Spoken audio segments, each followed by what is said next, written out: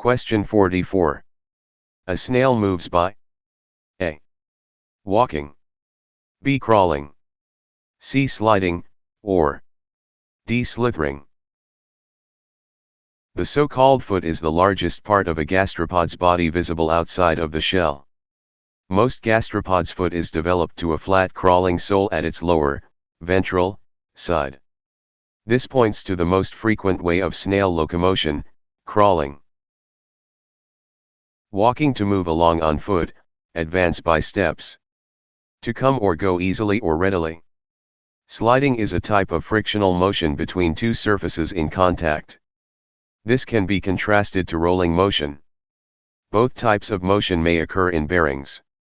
Generally, the frictional force of rolling friction is less than that associated with sliding kinetic friction. Slithering, to slide on or as if on a loose gravelly surface.